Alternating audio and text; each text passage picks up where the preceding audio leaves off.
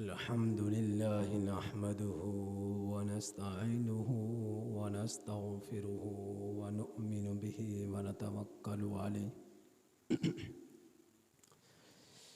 ونعوذ بالله من شرور أنفسنا ومن سيئات أعمالنا من يهده الله فلا مضل له ومن يضلله فلا هادي له وأشهد أن لا إله إلا الله وحده لا شريك له وأشهد أن سيدنا ومولانا محمدا عبده ورسوله أما بعد فأعوذ بالله من الشيطان الرجيم بسم الله الرحمن الرحيم ألهاكم التكاثر حتى زرتم المقابر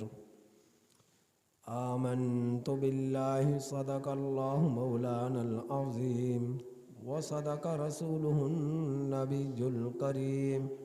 ونحن على ذلك لمن الشاهدين والشاكرين والحمد لله رب العالمين۔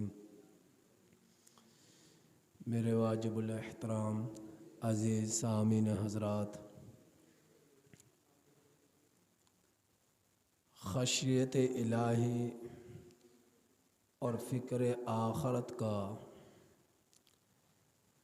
ہم میں سے ہر ایک کے دلوں میں قلوب میں ہونا بے حد ضروری ہے۔ آخرت کی فکر اور خشیت الہی ہی وہ چیز ہے جو ہمیں اپنے آقا، اپنے مولا، اپنے رب کی نافرمانی سے بچائے رکھتا ہے، اور آخرت کی فکر ہی وہ چیز ہے کہ جو ہمیں ہر طرح کے شیطانی کاموں سے، دنیاوی اللہ سبحانہ و تعالی سے غافل کر دینے والے ہیں، ان سے بچائے رکھتا ہے۔ کبھی بھی انسان کو اپنے اعمال پر بھروسہ نہیں کرنا چاہیے کہ میں نے تو اتنے سجدے کر لیے، اتنی نیکیاں کر لی، اتنے قرآن پڑھ لیا، اتنی نمازیں پڑھ لی، اتنے صدقات اور خیرات کر دیے تو اب تو میں بخشایا ہوں۔ اگر یہ چیز دلوں میں آ گئی اور انہی پر اعتماد کر انسان غافل ہو گیا تو نہیں معلوم موت کے بعد کیا بنے گا۔ اللہ کے رسول صلی اللہ علیہ وسلم کے صحابہ بخشائے تھے، جنت کی خوشخبریاں انہیں مل چکی تھی، اس کے باوجود وہ آخرت کا ڈر ان کے رگ میں، خون میں بسا ہوا تھا، اترا ہوا تھا۔ سیدنا ابو بکر صدیق رضی اللہ تعالی عنہ جب چڑیا کو دیکھا تو فرمانے لگے، یا لیتنی کنت عصفورا، کاش کہ میں چڑیا ہی ہوتا کہ مجھ سے حساب نہ لیا جاتا، عذاب نہ دیا جاتا۔ حضرت عمر بن خطاب رضی اللہ تعالی عنہ نے ایک مرتبہ گھاس کو ہاتھ میں لیا اور لے کر فرمانے لگے، کاش کہ میں گھاس ہوتا، جانور مجھے کھاتے اور لید کرتے خوف خدا کی بنا پر۔ یہ ان کے زبانوں سے باتیں نکلا کرتی تھی۔ حضرت علی رضی اللہ تعالی عنہ قد کے چھوٹے تھے، جسم کے مضبوط تھے اور طاقتور تھے۔ آپ کی داڑھی مبارک ناف تک جایا کرتے تھے اور آپ جو ہے اللہ کے شیر کہلاتے تھے۔ لیکن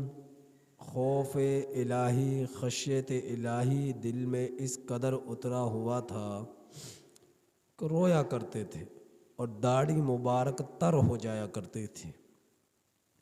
حضرت عثمان بن عفان رضی اللہ تعالی عنہ کے داڑھی مبارک میں جب بال سفید آنا شروع ہوئے، آپ نے آئینے میں اپنے چہرے کو دیکھا، نظر پڑی سفید بالوں پر تو رونے لگے۔ کسی نے پوچھا، حضرت آپ تو بخشے بخشائے ہیں، اللہ کا رسول صلی اللہ علیہ وسلم نے آپ کے لیے جنت کی بشارت فرما کر جا چکے ہیں، تو روتے کیوں ہیں؟ فرمانے لگے کہ یہ بال جو سفید آ چکے ہیں، یہ میری قبر کی طرف مجھے بیدار کر رہے ہیں کہ اے عثمان، تیری موت کا وقت اور قبر میں جانے کا وقت قریب سے قریب تر ہوتا جا رہا ہے اور اس کی ابتدا ہو چکی ہے۔ حضرت عثمان بن عفان رضی اللہ تعالیٰ عنہ یہ فرمایا اور روئے اور روتے جا رہے زار و قطار۔ حضرت عثمان بن عفان رضی اللہ تعالیٰ عنہ داماد رسول صلی اللہ علیہ وسلم تھے، بنو امیہ سے آپ کا تعلق تھا۔ نبی کی 2 بیٹیاں یکے بعد دیگرے آپ کے نکاح میں تھی، اور بنو امیہ کا قبیلے میں سب سے زیادہ قریبی رشتہ دار تھے، پھوپھی کے بیٹے تھے، تو کزن ہوئے۔ تو اپنے اس داماد کے بارے میں آپ صلی اللہ علیہ وسلم جنت کی بشارت دے کر جا چکے تھے، لیکن اس کے باوجود جنہوں نے سینکڑوں غزوات میں حصہ لیا، قرآن کریم کی جمع کرانے کا انتظام فرمایا اور ایک نسخے میں اسے محفوظ فرمایا، نبی کی بیٹیاں جس کی یکے بعد دیگرے 2 آپ کے نکاح میں آئیں، اور پھر اللہ کے گھر میں، اور پھر اللہ کے کلام کو کھول کر جس کو جو شہادت کے مرتبے پر فائز ہو، جس کے خون کا پہلا قطرہ قرآن کریم کے اوراق پر گرے، تو آپ اندازہ کیجئے اس کی کیا حالت ہے کہ سفید بال دیکھ کر قبر سے ڈر رہے ہیں، موت سے ڈر رہے ہیں کہ اے عثمان، تیری موت کا وقت قریب آ چکا ہے۔ جب داڑھی مبارک میں سفید بال دیکھے، پیارے رسول صلی اللہ علیہ وسلم کی کیفیت اور حالت یہ تھی کہ جس وقت وصال کا وقت قریب آیا، پیاری اماں عائشہ صدیقہ رضی اللہ تعالی عنہا فرماتی ہیں کہ اللہ کا رسول صلی اللہ علیہ وسلم کے پاس ایک پیالہ ہے جو پانی سے بھرا ہوا ہے، آپ صلی اللہ علیہ وسلم اپنے ہاتھ مبارک اس پانی میں ڈالتے اور پھر اپنے چہرہ انور پر پھیرتے، اور عائشہ صدیقہ رضی اللہ تعالی عنہا نے فرمایا، میں نے اس پانی کو دیکھا تو وہ پانی گرم ہو چکا تھا، جس طرح جو ہے آگ پر اس پانی کو ابالا گیا ہو، یعنی بخار کی شدت تھی۔ اور پھر میرا نبی اس وقت فرما رہا ہے، اے اللہ، اپنے محمد کو موت کی سختی سے بچانا، اے اللہ، اپنے محمد کو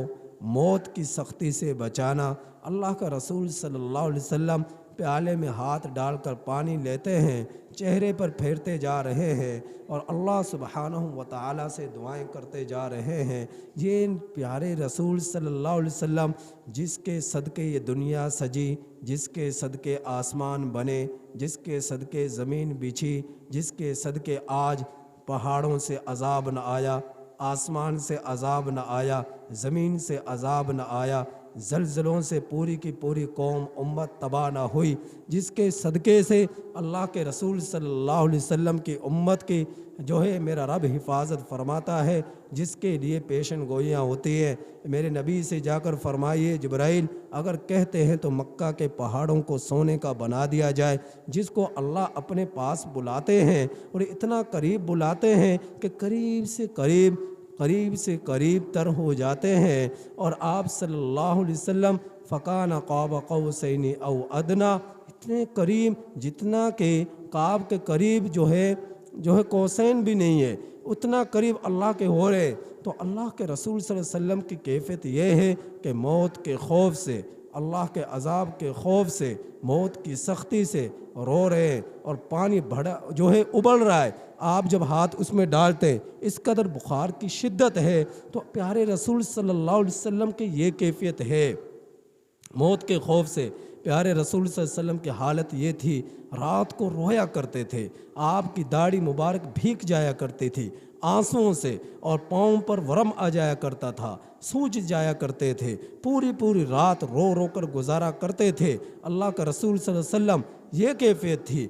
آخرت کی فکر میں، رب کی یاد میں۔ تو یہ تو اللہ کے رسول صلی اللہ علیہ وسلم کی کیفیت ہے، نبی کے صحابہ کی، نبی کے یاروں کی کیفیت ہے کہ اللہ کے رسول صلی اللہ علیہ وسلم کے یار، یہ دوست، یہ صحابہ جن کی 10,000 سے زائد قبریں جنت البقیع میں موجود ہیں، جن کی لخت جگر فاطمہ الزہرا رضی اللہ تعالی عنہا، عائشہ صدیقہ رضی اللہ تعالی عنہا، عثمان بن عفان رضی اللہ تعالی عنہا، اور 10,000 صحابہ کے قبریں، نبی کی پھوپھیاں جنت البقیع کے اندر موجود ہیں۔ تو وہ نبی جمعۃ المبارک کے دن بعد نماز جمعہ جنت البقیع میں تشریف لے جاتے اور قبور کی زیارت کرتے، اور پھر فرماتے السلام علیکم یا اہل القبور،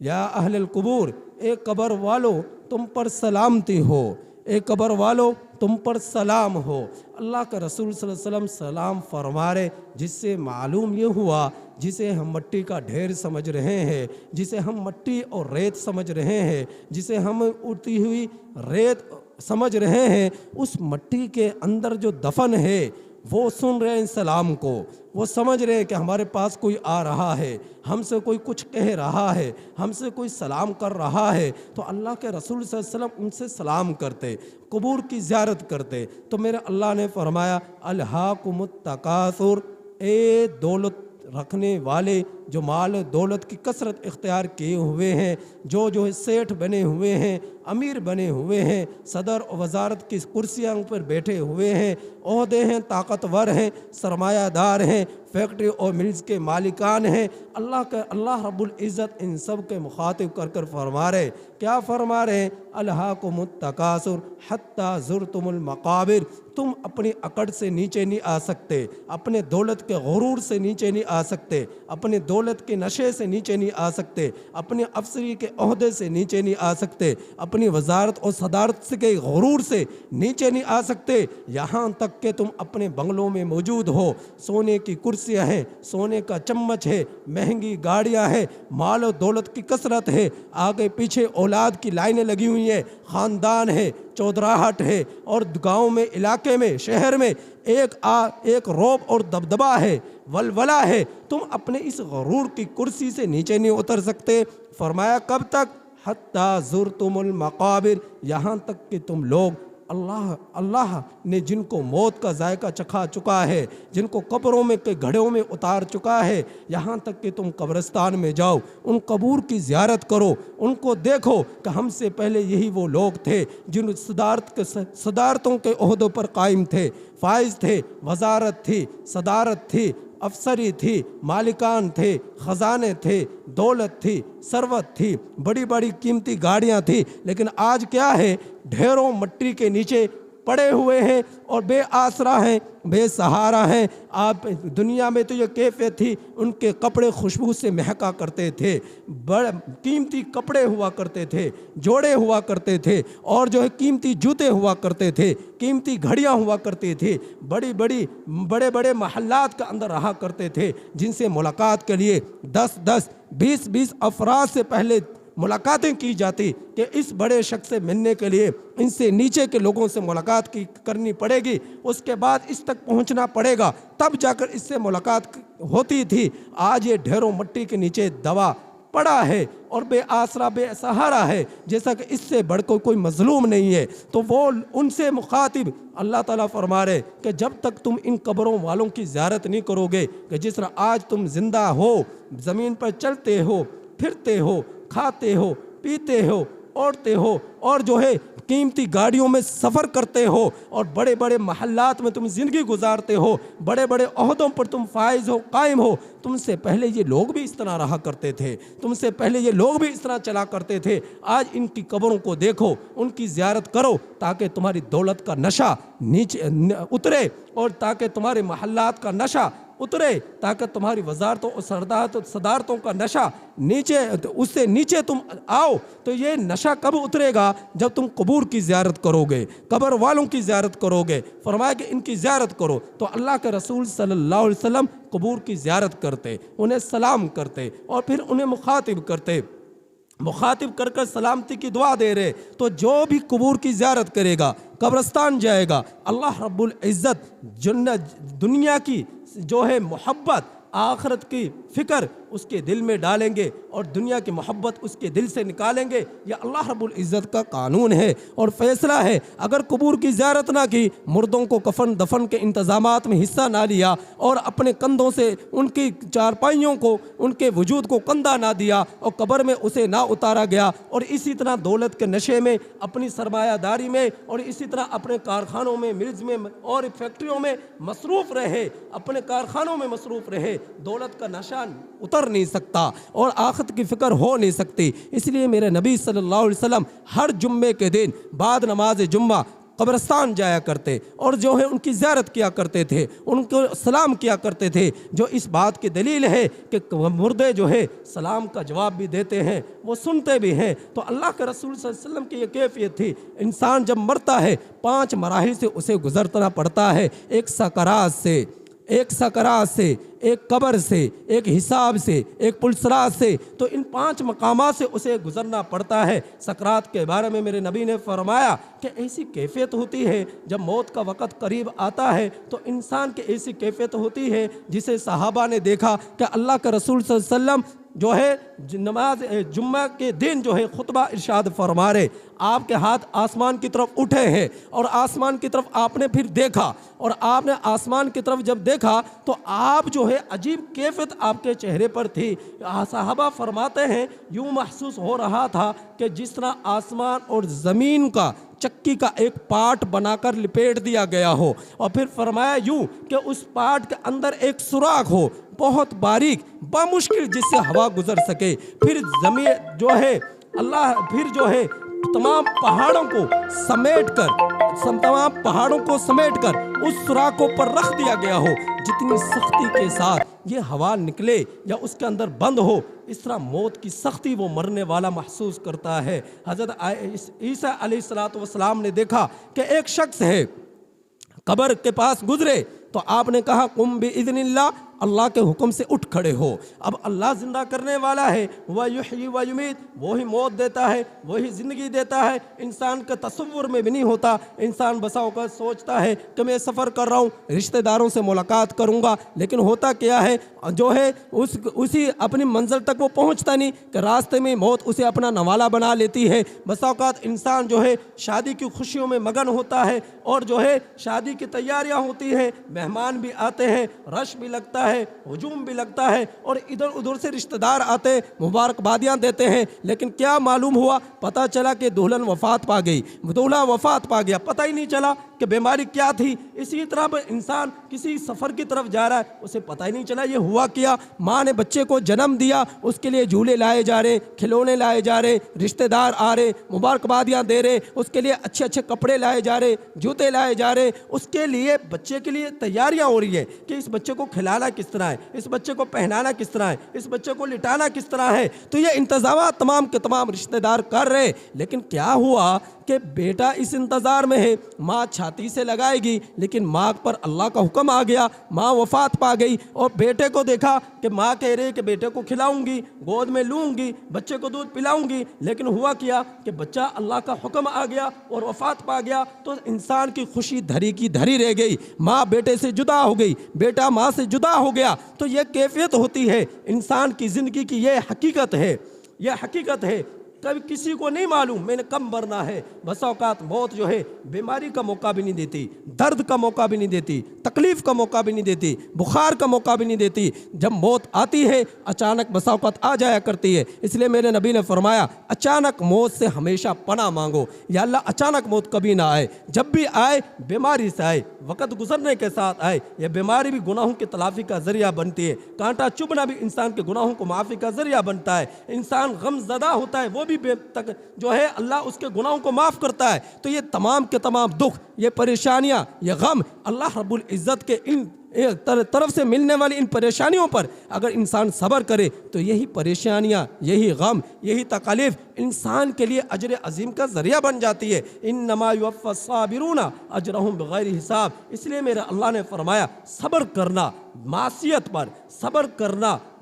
تکلیف پر, صبر کرنا اطاعات پر, یعنی دل نہیں کر رہا عبادت کرنے کو لیکن صبر کر رہا ہے. فرمایا اللہ بغیر اتنا اسے دے گا کہ وہ گنا بھی نہیں جا سکتا, اتنا زیادہ اسے عطا فرمائے گا. تو اللہ کے رسول صلی اللہ علیہ وسلم کی حالت اور کیفیت آپ کے صحابہ کی آخرت کی فکر میں ایسی تھی. تو پہلی منزل جو ہے انسان جس کا سامنا کرنا پڑتا ہے وہ ہے سکرات, موت کی سختی. تو حضرت عیسیٰ علیہ السلام نے فرمایا قم بإذن اللہ, اٹھ کھڑا ہو. وہ قبر پھٹتی ہے, اٹھتی ہے, مردہ قبر سے نکلتا ہے, اور نکلنے کے بعد جو ہے حضرت عیسیٰ علیہ السلام دیکھتے ہیں کہ اس کی آنکھیں جو ہے پھٹی ہوئی ہیں, گھبراہٹ ہے اور اس کے جسم پر لرزہ طاری ہے. وہ کہنے لگا کہ مجھے 1000 برس گزر چکے مرے ہوئے. اے اللہ کے پیغمبر عیسیٰ علیہ السلام, موت کی سختی اس قدر شدت کی ہے ابھی تک میرے حلق سے باہر نہیں آ سکی, ابھی تک میرے حلق سے باہر نہیں آ سکی. یعنی ابھی حلق کی تکلیف اتنی زیادہ ہے موت کی.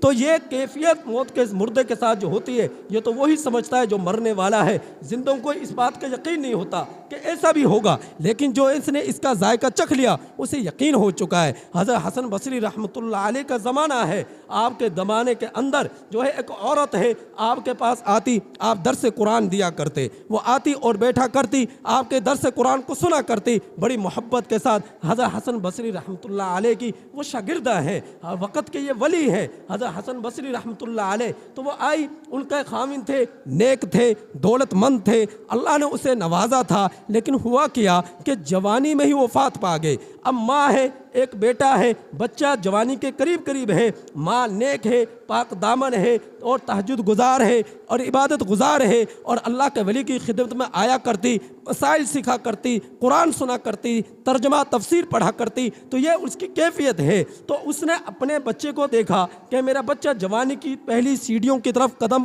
بڑھا رہا ہے. تو اس نے کہا اگر میں نے آگے نکاح کر لیا کسی اور سے تو ہو سکتا ہے وہ اس میرے بیٹے کا خیال نہ رکھے, اس کا خیال نہ کرے, اس کی پرورش میں کوئی کمی آ جائے. تو وہ اس نے نکاح ہی نہیں کیا, ساری زندگی اسی طرح گزار دی. اور میرے نبی کا فرمان ہے جو عورت جوانی کے عروج پر ہو اور وہ بیوہ ہو جائے, آگے نکاح نہ کرے, باقی زندگی اپنی اولاد کی خاطر, اپنی بیٹیوں کی خاطر, اپنے بیٹوں کی خاطر وہ گزارتی ہے کہ میرے بیٹوں اور بیٹیوں کا کہیں مستقبل برباد نہ ہو جائے. آگے میں نے نکاح کیا, نہیں معلوم وہ میرے ان بچوں کا خیال رکھے گا نہیں رکھے گا, بچوں کا خیال رکھے گا نہیں رکھے گا, پوری زندگی وہ اس طرح گزار دے, نکاح نہ کرے آگے. تو اللہ کے رسول صلی اللہ علیہ وسلم نے فرمایا اس کی ساری زندگی اس کے شوہر کی وفات پا جانے کے بعد غازیوں میں اللہ تعالیٰ گزارتے ہیں. جس طرح ایک مجاہد اللہ کے راستے میں جہاد کرے اور جہاد کرنے کے دوران وہ شہادت کے مرتبے پر قائم نہ ہو, فائز نہ ہو, وہ بچ کر آ جائے, بچ جائے اور اسلام کے کلمے کو بلند کر دے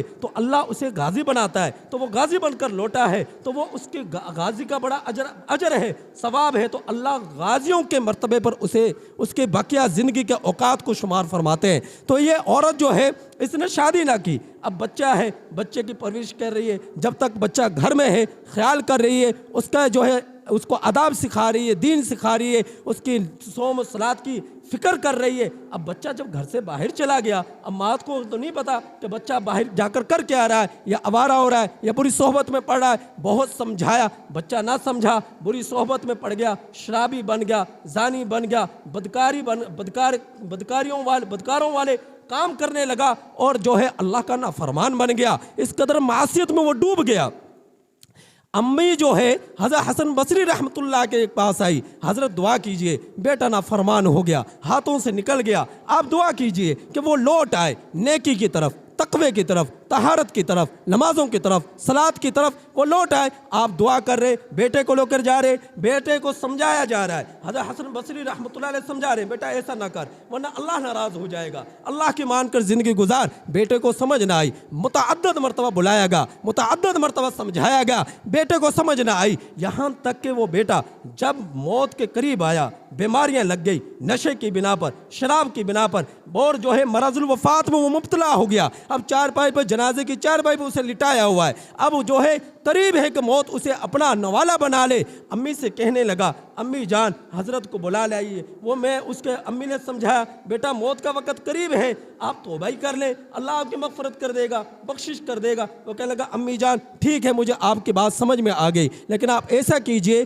اللہ کے ولی کو، نیک بندے کو بلا لائیے، حضرت حسن بصری رحمۃ اللہ علیہ کو، کہ میں اس کے ہاتھ پر توبہ کروں اور میرے مرنے کے بعد میرا جنازہ بھی وہی پڑھائے۔ اب امی جاتی ہے بیچاری پریشان، حضرت حسن بصری رحمۃ اللہ علیہ کے پاس آپ کھانا کھا کر فارغ ہوئے، کیلولہ کے لیے یعنی دوپہر کا آرام کے لیے آپ تشریف لا رہے تھے۔ امی نے کہا، حضرت جی یہ معاملہ بن گیا، میرے بیٹا جو ہے موت کے قریب آ رہا ہے، آپ اسے توبہ، آپ کے ہاتھ پر توبہ کرنا چاہتا ہے، آپ تشریف لے آئیے۔ فرمانے لگے، یہ بیٹا آپ کا ہو سکتا ہے مذاق کر رہا ہو، بہت مرتبہ سمجھایا، پہلے یہ نہ سمجھا، اب یہ کیا سمجھے گا، تو میرا بھی وقت ضائع کرے گا، تو آپ جائیے، نہ میں اس کا جنازہ پڑھوں گا نہ پڑھاؤں گا، نہ اس کے پاس جاؤں گا، اگر یہ مر بھی گیا تو حضرت حسن بصری رحمۃ اللہ علیہ وہاں اپنے گھر میں موجود ہے۔ ادھر امی واپس لوٹ آئی، مغمون ہے، پریشان ہے، آنکھوں میں آنسو ہے، نمی ہے۔ بیٹا کہنے لگا، امی ایک تو میری موت کے قریب آ رہی ہے، دوسرا آپ پریشان ہیں، آپ کے آنکھوں میں بھی آنسو دیکھ رہا ہوں،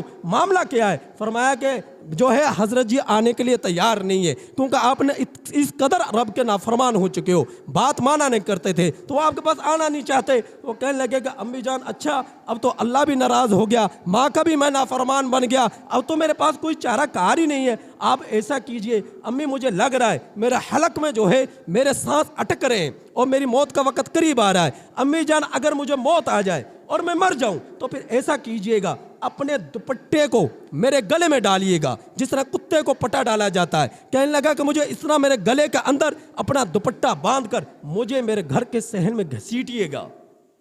میرے گھر کے صحن میں گھسیٹیے گا۔ فرمایا وہ کیوں؟ فرمانے لگے کہ میں جو ہے میں آپ کا نافرمان اس قدر ہو گیا، میں اس قابل نہیں ہوں، میں اس قابل نہیں ہوں کہ قبرستان مجھے لے جایا جائے، اور میں یہ بھی نہیں چاہتا کہ میں رب کا اس قدر نافرمان ہوں کہ قبرستان کے اندر میری تدفین ہو، قبرستان کے اندر میری تدفین ہو اور میری وجہ سے باقی مردوں کو عذاب قبر ہو، میں یہ نہیں چاہتا۔ اس لیے میں یہ چاہتا ہوں میری تدفین نہ ہو، مجھے یوں ہی پھینک دیا جائے اور میری گردن میں پٹا ڈال کر مجھے گھسیٹا جائے کہ رب کا نافرمان اور ماں کا نافرمان کی حالت ہوا کرتی ہے۔ ادھر سے جو حضرت حسن بصری رحمۃ اللہ علیہ تشریف لائے، دروازہ من دق الباب، کھٹکھٹایا، آپ دروازے کو کھٹکھٹاتے، پوچھتے کون؟ فرمایا اللہ نے خواب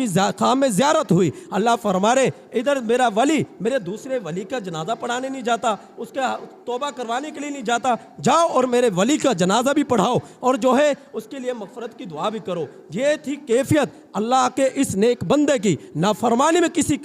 قدر انسان آگے کیوں نہ بڑھ جائے، لیکن موت سے پہلے اگر توبہ کی توفیق ہو جائے اللہ اس کی مغفرت کر دیتے ہیں، اللہ مہربان ہو جاتے ہیں۔ اللہ تعالیٰ سے